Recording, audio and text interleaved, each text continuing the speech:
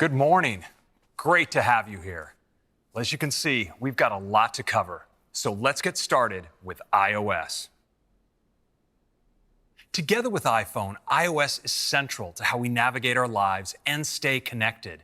And now we're making it even more powerful and easier to use. Our new release is iOS 14. This year, we've spent time rethinking some of the most iconic elements of the experience on iPhone. Now, it all started here, with a carefully considered home screen that has truly stood the test of time. Of course, over the years, we kept the fundamentals largely the same, but carefully added features, like folders for organizing your apps, widgets for quick information, and personalized experiences powered by on-device intelligence that serve up just the right thing at just the right moment. It's hard to imagine iPhone without these features now. Well, that brings us to this year. We're doing more on our iPhones today than ever before, so we've rethought some of the core elements of iOS to reflect this. Let me give you a quick peek.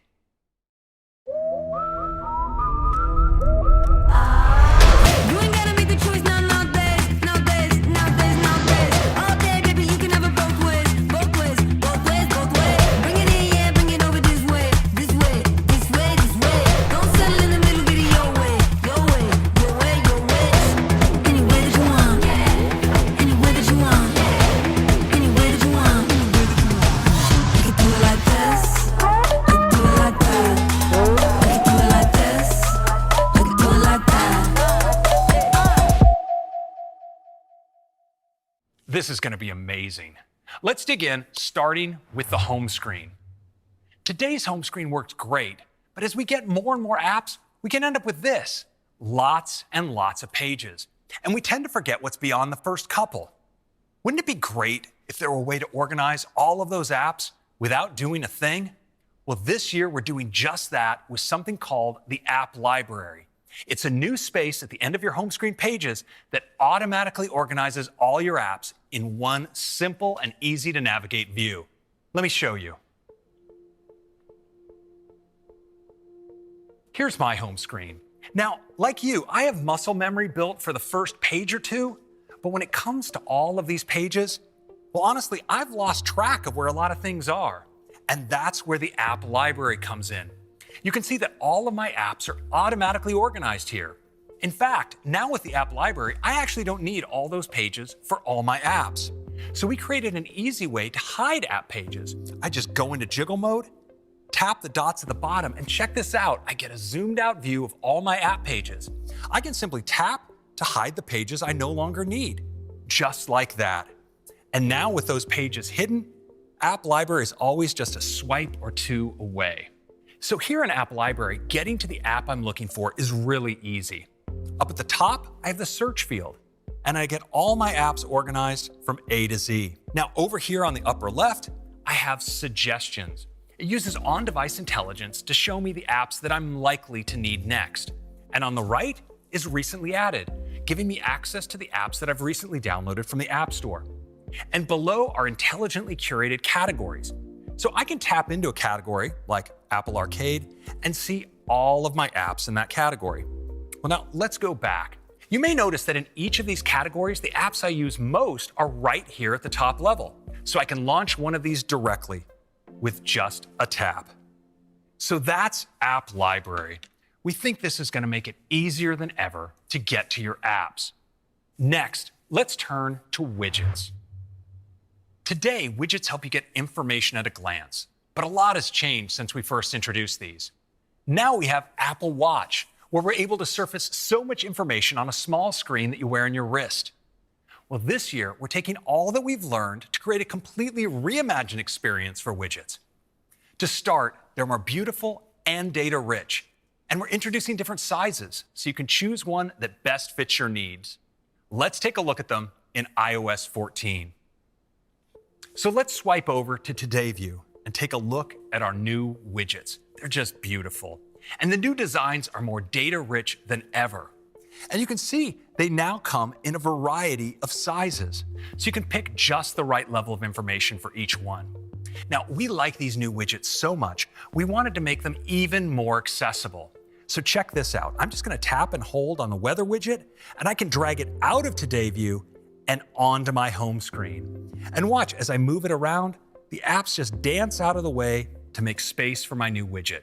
Well, let's add a second one. Just gonna tap the plus here in the upper left and grab onto podcasts. I can drop it just like that. Now I'm gonna swipe over to page 2 here and bring back up the widget gallery. The gallery is a great place to explore widgets. Now, when I tap on one, I can actually page through all of the different sizes available, just like this. But right now what I wanna do is grab this widget up top. It's a really special one. It's called the Smart Stack. I'm just gonna tap it and drop it here. With the Smart Stack, I can easily swipe through widgets to pick just the one I want for the moment. But what's really cool is that the Smart Stack can actually do this for me automatically. So in the morning, I can get my news briefing. Throughout the day, find out when I have a meeting coming up. And in the evening, I might get a summary of my activity for the day. So that's widgets on the home screen. We're excited to see how everyone will customize them in their own way. Next, we're also bringing picture-in-picture to iPhone. So you can access apps on your iPhone while watching video or talking on a FaceTime call. Let me show you. So here on my home screen, the Smart Stack is showing me the TV widget, so I can just tap to start playing a show. Now check this out. When I swipe to go home, the video automatically goes into picture-in-picture right over the home screen. And when I launch another app, like Notes, I can keep watching. Now I can drag the picture to another part of the screen. If I want to make it bigger, I can even pinch to zoom. And as I move between applications, it stays with me. And what's cool is I can also swipe it to the side and the audio keeps playing when it's off screen. Now, here on the home screen, I can bring it back out if I want. And I have controls to get back to full screen playback, or I can just tap the X to close it. And that's picture-in-picture video. It's a great way to continue enjoying your video while tapping into everything else your iPhone can do for you. And that's a quick look at the updates to the core elements of iOS. We think these new features are going to make iOS even more helpful in the moment. Another iconic experience that's getting a major update is Siri. As much as Siri has advanced over the years, the visual interface for interacting with it has remained largely unchanged. When you use Siri, your iPhone switches to this full screen UI, obscuring your current context. So this year, we've completely redesigned the Siri experience with a new compact design. It makes tasks like launching apps incredibly seamless. For example, if you say, "Open Safari," Siri pops up at the bottom of the screen and instantly launches the app. Or if you ask for information, like the weather, results appear at the top of the screen, just like a notification. Now, this is especially great when there's information you want to reference on screen. For example, you could ask Siri to add to your grocery list. So that's the new Siri design in iOS 14. But the UI is only part of the story. To tell you more about how we're making Siri smarter than ever, I'll hand it off to Yael Garden. Thanks, Craig. Siri is getting smarter and even more helpful every day, and I am really excited to share the latest updates with you. Siri helps you in a ton of little ways every day, playing the morning news, ordering a coffee, getting directions, setting the alarm before going to bed, and so much more.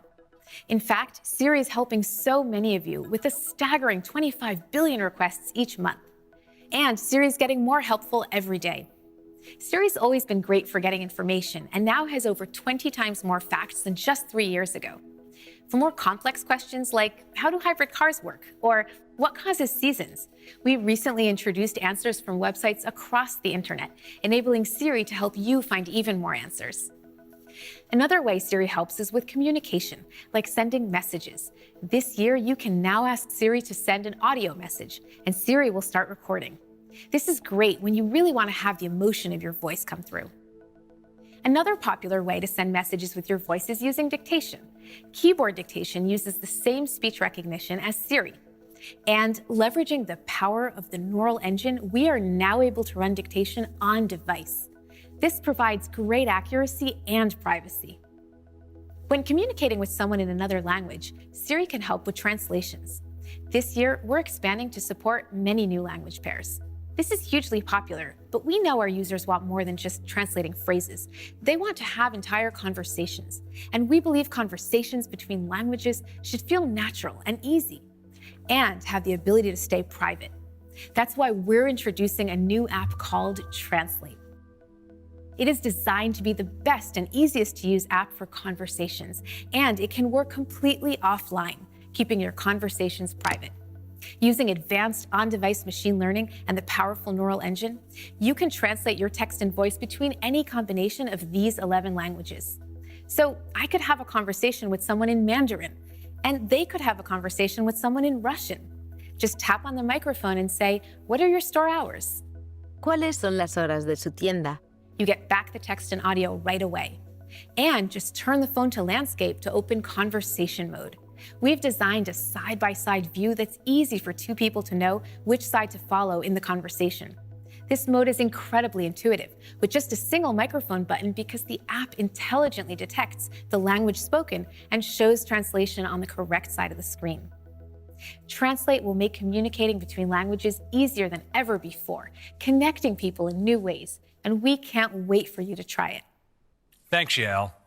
Next up, messages. Messages is how many of us communicate with people most important to us. And now we're using it more than ever. Compared to just a year ago, we have a record number of users sending a record number of messages. And we've seen people use messages more and more to keep in touch with their closest groups. This year, we're introducing a new way to stay connected with your most important conversations, giving you new ways to express your identity with Memoji, and making big changes to how we communicate in groups. To tell you more, here's Stacy Lysick. Thanks, Craig. First, let's get started with conversations. From the beginning, Messages was designed to make it really easy to get to your newest messages. But with so many active conversations, sometimes it can be tough to get to the ones that are most important to you. So we are introducing a new way to let you stay connected to your most important conversations by letting you pin them at the top of your list so you can always get to them.